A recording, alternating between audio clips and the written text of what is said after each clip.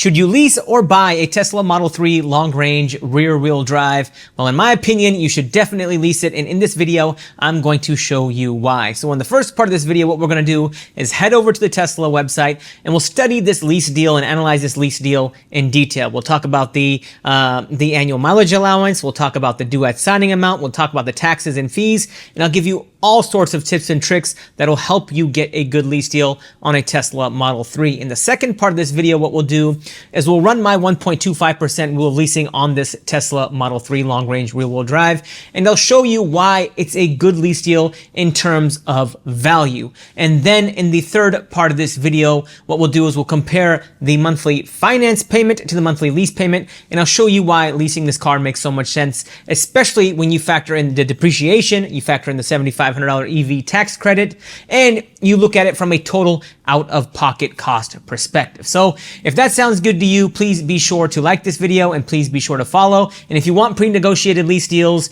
access to pre-negotiated lease deals, check out drivematch.com. It's a company that I co-founded where you can get amazing deals across the country that are delivered to your home. But with that, let's go ahead and jump into the computer behind me. All right, ladies and gentlemen, here we are on the Tesla website. And if we look over here on the right-hand side, you can see that you can lease a Tesla long-range rear-wheel drive for $299 a month.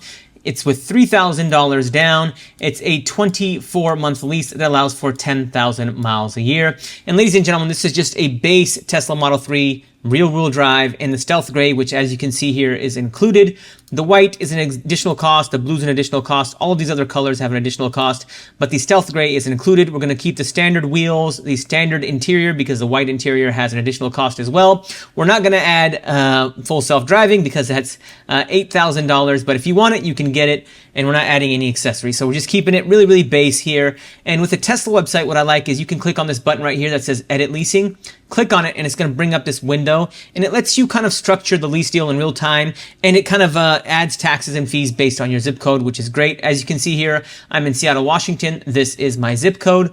And again, with the monthly payments, $299 a month, that's with $3,000 down. And this $3,000 does not include taxes and fees. A lot of people get confused, but they just assume that you just have to put $3,000 down and the car is yours, but that doesn't include taxes and fees. This is a 24-month lease. You can do 36 months if you want, but as you can see here, the payment increases to $329. I think 24 is the way to go here, but 36 isn't that bad of a deal either. And it comes with 10,000 miles a year, but if you drive more than 10,000 miles a year, just get the 12 or 15,000 mile a year up front. Otherwise, what's gonna end up happening is you're gonna have to pay an excess mileage penalty. And that excess mileage penalty is quite expensive. If we look at the fine print, it's 25 cents per mile. So it's much cheaper than 25 cents a mile to just pay for the excess miles up front. Now, what we're going to do is we're not going to check this box that says include the estimated gas savings of $83 a month, but we are going to check this box that says include all taxes and fees, and this will automatically adjust based on where you live. Now what you can see is the due at signing amount actually jumps to $5,927. So that includes, so for me in Seattle, that includes the taxes. So you have to pay taxes on rebates and leases, right? So the $7,500 EV tax credit, you're going to have to pay taxes on that. So at about a 10% sales tax rate, that's going to be $750. And then you have other miscellaneous fees and taxes and shipping costs and yada, yada, yada. Anyways, your total due at signing is closer to $6,000. Now, what you want to do with the $6,000 is you want to negotiate as much of this out of the lease as possible and roll it into the monthly payment. So what I mean by that is, try to put $2,000 or $3,000 down instead of the entire $6,000. Even if you can do zero down, try to do that. I've heard some people getting zero down leases in my comments. I'm not sure if that's accurate, but people have mentioned that they've been able to do it, so you can try that. But essentially what you want to do is pay the least amount, put the least amount of money down as possible, because you're not really doing anything besides prepaying your lease, right?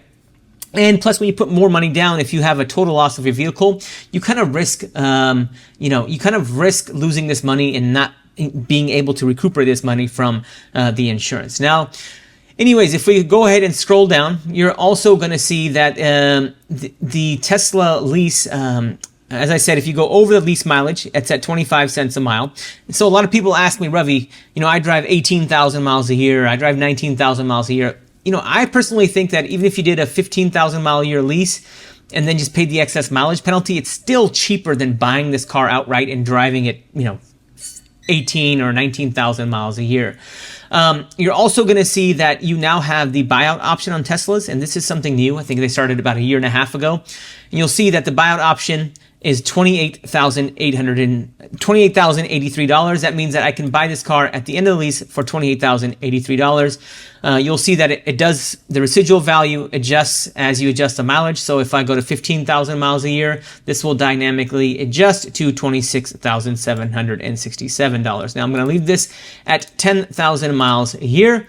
And now what we're going to do is run my 1.25% rule of leasing on this Tesla. Now my 1.25% rule of leasing is pretty simple. It's just a value metric. And anytime you run this calculation and you get a number under 1.5%, or I should say if you get a number over 1.5%, that typically is a vehicle that in most cases I would rather finance instead of lease. If you get a number under 1.5%, that's a vehicle that you should lease, definitely lease. Under 1.25% is a great lease deal. And that's a vehicle that you should definitely lease. And under 1% is what I consider an amazing lease deal. And that's extremely rare. And that's a no-brainer that you should lease that car. So under 1.5 is a good lease deal. Under 1.25, great lease deal. Under 1%, amazing lease deal. Now let's run my 1.25% rule of leasing on this Tesla. So if we take the 5927 that's due at signing, not saying that we're going to put this down, but this is the due at signing amount. You want to negotiate as much of this out as possible. Now what we're going to do is subtract the monthly payment from this amount, which is $342, since the due at signing amount includes the first month's payment. And that gives us $55.85. Now what we'll do is divide this by 24, since it's a 24-month lease. And now what we've done is we've broken that due at signing amount into 24 equal parts. That gives us $232. And now what we'll do is add the monthly payment of $342. And that $342 monthly payment includes sales tax. And that gives us an effective zero down monthly payment of $574 a month. So all taxes and fees rolled in, assuming you put zero down, your monthly payment is going to be $574 a month. And this is your effective monthly payment. So if you multiplied this number by 24, that would be the total cost of the lease over 24 months. Now what we're going to do is divide this number by this vehicle's MSRP. Let me just double check the MSRP. We're not going to include that. We're not going to include that. It's $42,490. So I'll divide this by 42,490. I'll multiply this by 100 to make it a percentage, and that gives me 1.35%. Now remember, anytime you get a number under 1.5%, that's a good lease deal in terms of value. Under 1.25% is a great, and under 1% is an amazing lease deal in terms of value. And this Tesla is sitting at 1.35%. So from a value perspective, it definitely makes sense, in my opinion, to lease this Tesla Model 3. All right, ladies and gentlemen, now in this part of the video, what we're going to do is compare the monthly lease payment to the monthly finance payment, and I'll show you why it makes a lot more sense to lease this Tesla Model 3. Now, if we look at the lease payment, as you know, with $59.27 down right here, the monthly payment is $342 a month, okay? Even at 12,000 miles a year, the monthly payment goes to $382 a month, okay? Let's assume it's a $382 a month monthly payment. And if we finance this Tesla Model 3 with the same $5,927 down, your monthly payment is going to be $545 a month. So a substantial increase, right? So what are we looking at? 545 minus 382. Let me just do the math on this. 545 minus 382. You're looking at an additional $163 a month. If you multiply this by 24, so over the course of 24 months, you're going to pay roughly $4,000 more just in terms of payments, like out-of-pocket cost, to finance this Tesla instead of lease it. Now, when you finance it, you're also assuming that you qualify for the $7,500 EV tax credit. But ladies and gentlemen, I got some news for you, right? So if you make more than $300,000 as a married couple filing jointly, or more than $225,000 as a head of a household, or $150,000 for all other filers, you will not get the $7,500 federal tax credit, okay? So there are income restrictions. Meanwhile, if you lease this vehicle, I got to go back to edit financing. Meanwhile, if you lease this vehicle, everybody qualifies for the $7,500 EV tax credit, right? Even if you're Jeff Bezos, Bill Gates, you get the $7,500 EV tax credit. So if you don't get this $7,500 EV tax credit, your payment jumps to $595 a month versus leasing this car. Let let me include taxes and fees, for $382 a month, right? Big difference.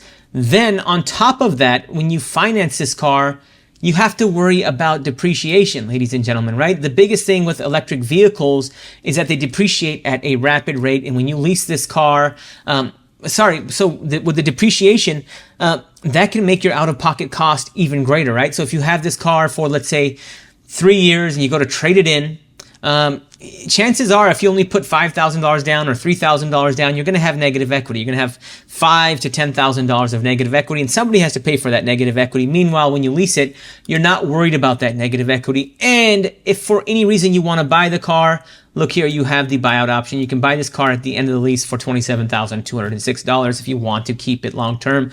On top of that, when you lease it, you're not going to have to get gap insurance because Tesla leases include gap insurance.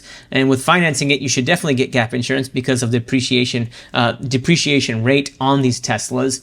And on top of that, you don't have to worry about diminished value protection with a lease, right? So what that means is, say you get into a fender bender like 6 months after owning the car, and you get the car, fixed by insurance. Well, when you finance it, now you have an accident on your vehicle history report, and when you go to trade it in or sell it by owner, you're not going to get the same amount of money if you didn't have that accident on your report. So you're probably going to take a $2,000 or $3,000 hit there. But with a lease, as long as you get the car properly fixed and repaired, you can just return this car at the end of the lease and kind of walk away and not have to worry about that diminished value.